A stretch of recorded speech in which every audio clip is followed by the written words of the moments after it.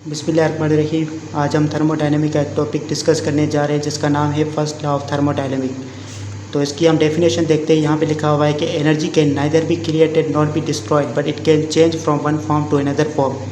इसमें कहा जा रहा है कि एनर्जी को हम ना क्रिएट कर सकते हैं और ना ही हम एनर्जी को डिस्ट्रॉय कर सकते हैं, यानी ख़त्म कर सकते हैं। लेकिन एनर्जी को हम क्या कर सकते हैं, एक फॉर्म से दूसरी फॉर्म में एनर्जी क्या होती है, चेंज होती है। एनर्जी ना ख़त्म होती है और ना ही एनर्जी प्रोड्यूस होती है, लेकिन एनर्जी एक फॉर्म से दूसरी फॉर्म में कन्वर्ट होती रहती है।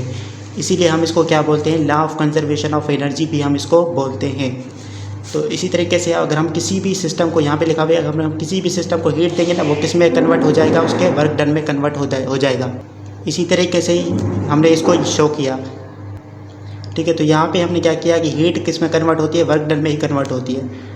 तो ये जो है ना साइन किसको शो करती है, साइक्लिक इंटीजर को शो करती है। और इसी तरीके से ये क्या है, इन्फिनिटेसिमल। ठीक है, ये क्या करता है, स्मॉल चेंज को शो करता है। यहाँ पे हम डेल्टा डब्ल्यू भी लिख सकते हैं। ठीक है, तो यहाँ पे लिखा हुआ है कि when a system undergoes a change of state then both heat and work transfer take place. यहाँ पे कहा जा रहा है कि अगर सिस्टम जो है ना वो अपनी स्टेट को चेंज करे तो दोनों हीट और वर्क ट्रांसफ़र होते हैं। ठीक है, तो किस तरह से होते हैं, यहाँ पे देखिए कि यहाँ पे हमारे पास क्या है, यहाँ पे हमारे पास एक साइक्लिक प्रोसेस है। ठीक है, यहाँ पे स्टेट 1 थी पहले, फिर स्टेट 2 भी, और उससे 2 से फिर से क्या गया, स्टेट 1 में आ गया।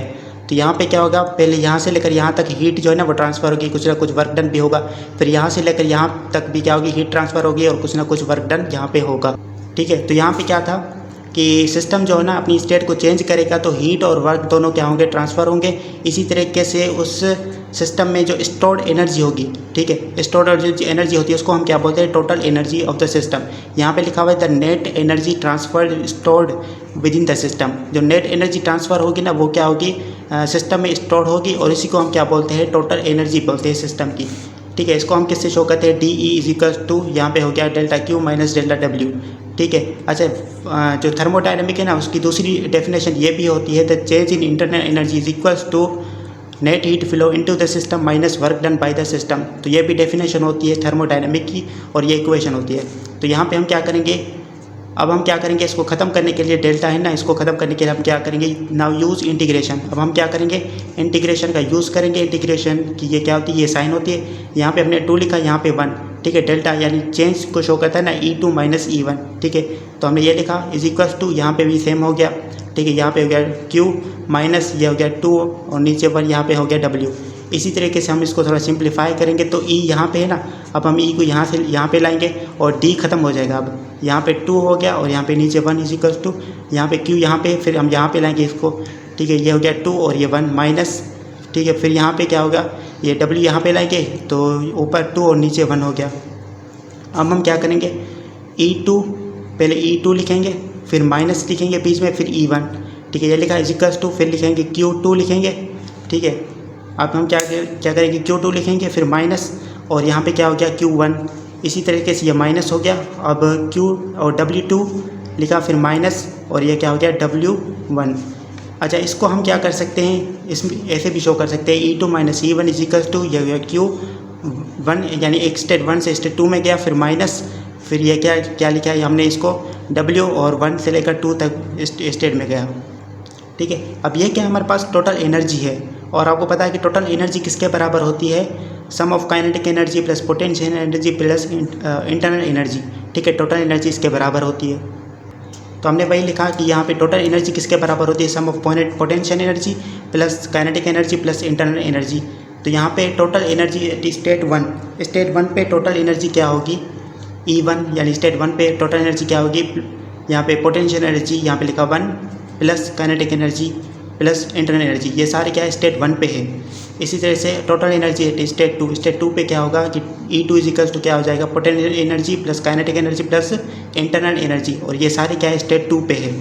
इसी तरीके से आपको पता है कि हम क्या करते हैं, चेंज इन एनर्जी लेते हैं। ठीक है, चेंज इन एनर्जी किसके बराबर होता है, ठीक है, डेल्टा ई में शो करते हैं इसको, और वो किसके बराबर होता है, E2 माइनस E1। ठीक है, तो यहाँ पे E2 की वैल्यू ये है सारी, और E1 की वैल्यू सारी ये है। ठीक है, तो हम क्या करेंगे, पहले E2 माइनस E1 होता है ना, तो पहले हम E2 के सारे लिखेंगे, यानी पोटेंशियल एनर्जी। अच्छा, पोटेंशियल एनर्जी का फार्मूला क्या होता है, mgh या फिर mgz। ठीक है, तो यहाँ पे हम क्या लिखेंगे 2 लिखेंगे प्लस काइनेटिक एनर्जी का फार्मूला क्या होता है हाफ यानी 1/2 mv² प्लस यहाँ पे इंटरनल एनर्जी यहाँ पे U2 आ गया। ठीक है, फिर ये आ गया माइनस टी का। इसी तरीके से हमारे पास E1 किसके बराबर है, इसी के बराबर है। तो यहाँ पे हम पोटेंशियल एनर्जी की जगह क्या लिखेंगे mgz1। ठीक है, mgz1 फिर प्लस फिर काइनेटिक एनर्जी है हाफ mv1 का स्क्वायर प्लस और यह क्या हो गया internal energy U1 is equals to.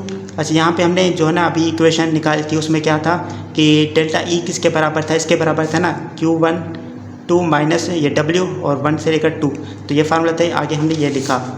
अब हम क्या करेंगे कि mgz2 plus half mv² plus ये क्या U2 फिर माइनस यहाँ पे क्या है mgz1 लिखा। फिर अच्छा यहाँ पे माइनस है ना, माइनस जो है ना इनसे मल्टीप्लाई होगी। ठीक है, ये प्लस है ना इनसे मल्टीप्लाई होगी। तो हमने लिखा माइनस इंटू प्लस क्या होगा माइनस होगा, माइनस दिया। इसी तरीके से 1/2 mv1 का स्क्वायर प्लस अच्छा यहाँ पे प्लस है। ठीक है, अब यहाँ पे क्या है माइनस को प्लस से मल्टीप्लाई करेंगे तो क्या होगा प्लस इंटू माइनस हो जाएगा और ये U1 इज इक्वल टू ये हमने सेम लिखा यहाँ पे। इसी तरीके से mgz2 यहाँ पे क्या अच्छा यहाँ पे देखिए यहाँ पे mgz2 है, यहाँ पे क्या है माइनस mgz1 है। तो हम पहले ये जो है ना mgz यहाँ पे भी mgz है ये पहले हम साथ लिखेंगे। तो यहाँ पे mgz2 लिखा फिर माइनस ये mgz1 लिखा फिर प्लस ये दिया और 1/2 mv2² ये लिखा और यहाँ पे क्या है -1/2 mv1 का स्क्वायर। ठीक है, तो यहाँ पे लिखा -1/2 mv1²। अब हम क्या करेंगे प्लस ये U2 है और फिर माइनस और ये U1। यहाँ पे हमने क्या किया कि सारे जो है ना एक जैसे हैं ना उनको हम एक साथ लिखा है सारों को। इसी तरीके से ये इसके बराबर हो गया। अब हमारे पास अब हम क्या निकालेंगे कॉमन इसमें क्या निकलेगा M। ठीक है, तो M हमने कॉमन निकाला। इसी तरीके से यहाँ पे अब हम क्या करेंगे ब्रैकेट अब M से कैंसिल हो गया तो क्या बचा gz2। ठीक है, फिर माइनस यहाँ पे भी M है यहाँ पे भी M है तो कैंसिल, यहाँ पे क्या बचा gz1 प्लस यहाँ पे कॉमन क्या निकलेगा इन सब का M निकलेगा।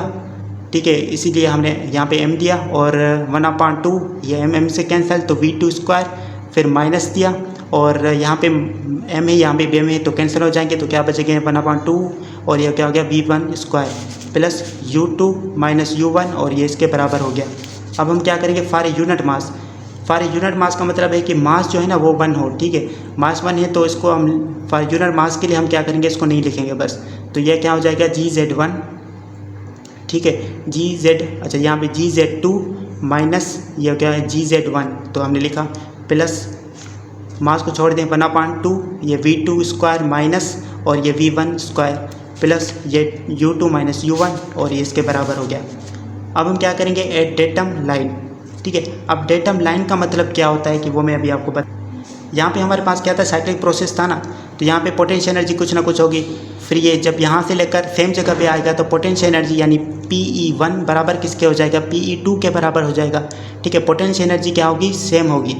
ठीक है, और उसमें चेंज कितना आएगा 0 आ जाएगा। जाहिर बात है वो क्या हो गया अपनी जगह वापसी आ गया तो चेंज इन पोटेंशियल एनर्जी कितना हो जाएगा 0 और पोटेंशियल एनर्जी क्या होगी 1 पोटेंशियल एनर्जी 2 के यानी स्टेट 2 के ये बराबर हो जाएंगे दोनों। ठीक है, तो अभी हम डेटम लाइन का अभी बताया। ठीक है, तो वो क्या होगा पोटेंशियल एनर्जी सेम जगह पे वापसी आ रही है ना, साइक्लिक प्रोसेस है। ठीक है, तो यहाँ पे क्या हो गया यानी पोटेंशियल एनर्जी किसके बराबर होता है mgz1 के ना, तो m तो यूनिट मास था तो उसको हम नहीं लिख रहे। यहाँ पे gz1 बराबर किसके हो जाएगा gz2। ठीक है, यानी gz1 gz2 के ये दोनों बराबर हो जाएंगे और चेंज क्या आएगा फिर चेंज जो है ना वो इनका क्या आ जाएगा 0 हो जाएगा, यानी कोई चेंज नहीं हुआ पोटेंशियल एनर्जी में 0 हो गया। ठीक है, तो ये हम क्या करेंगे इस पूरी वैल्यू को हम 0 में जो है ना वो ख़त्म कर देंगे, ये 0 हो जाएगा। तो आगे क्या बचा 1/2 बचा v2² माइनस 1/2 v1² बचा और इसी तरीके से ये क्या हो गया प्लस U2 माइनस U1 बचा और ये बराबर। अब हम क्या करेंगे यहाँ पे क्या लिखा हुआ है when there is no change in potential energy, यानी पोटेंशियल एनर्जी का चेंज क्या है 0 है, then there is no flow of mass into and out of the system. तो यहाँ पे क्या होगा सिस्टम में ना ही मास जो है ना वो अंदर आएगा ना ही बाहर जाएगा। ठीक है, सिस्टम के तो यहाँ पे लिखा हुआ है पोटेंशियल एनर्जी 0 है। अगर पोटेंशियल एनर्जी का चेंज 0 है तो काइनेटिक एनर्जी भी क्या है 0 है। साइक्लिक प्रोसेस में क्या था काइनेटिक एनर्जी भी सेम प्लेस में आएगी तो वो भी क्या हो जाएगी 0 हो जाएगी। तो यहाँ पे काइनेटिक एनर्जी भी 0 है ना, तो काइनेटिक एनर्जी का क्या है यहाँ 1/2 v2²। ठीक है, ये सारे खत्म हो जाएंगे आपस में। ठीक है, ये सारे खत्म हो गए तो क्या बचा U2 माइनस U1 बचा, U2 माइनस U1 बचा। इसी तरीके से ये इसके बराबर हो गया। अब क्या था U2 माइनस U1 था ना, ठीक है। तो वो क्या किसको शो करता है, चेंज को शो कर रहा था। यहाँ पे हम लेंगे delta U is equals to, ये हो गया Q, ये हो गया 1 से लेकर 2 माइनस ये वर्क डन हो गया 1 से लेकर 2। अब ये कौन सी इक्वेशन है, नॉन फ्लो एनर्जी इक्वेशन, ठीक है, ये नॉन फ्लो एनर्जी इक्वेशन है। अब हम क्या करेंगे, आगे लिखेंगे for isolated system. Isolated system के लिए क्या होगा, यहाँ पे लिखा हुआ है कि for in isolated system no heat loss and gain, no work is done. Isolated system में क्या होता है कि उसमें मास और एनर्जी क्या होता है, कंजर्व होते हैं ना दोनों, ठीक है, दोनों चेंज नहीं होते। तो यहाँ पे क्या होगा, हीट भी क्या होगा, ना ही लॉस होगी ना ही गेन होगी। और इसी तरीके से अगर हीट ना लॉस होगी ना गेन होगी तो वर्क डन भी क्या होगा, वर्क डन भी नहीं होगा इसमें। तो यहाँ पे क्या होगा, हीट भी क्या है 0 के बराबर है, वर्क डन भी किसके बराबर है 0 के। तो यहाँ पे हमने क्या लिखा था शुरू में, तो E2 माइनस E1 ये किसके बराबर हो जाएगा, ये इसके बराबर था ना, Q माइनस W के बराबर था। तो Q भी क्या है 0 है और वर्क डन भी क्या है 0 है, तो दोनों 0 लिखे। और यहाँ पे माइनस E1 यहाँ पे माइनस का इधर जाएगा ब्रैकेट के इधर, तो किस में हो जाएगा, पॉजिटिव में। तो एनर्जी क्या होगी, सेम रहेगी, ठीक है। तो E2 किसके बराबर हो गया, E1 के। तो यहाँ तक थी ये डेरिवेशन। आप हमारे इस चैनल को सब्सक्राइब कीजिएगा, शेयर कीजिएगा। जज़ाकल्लाह।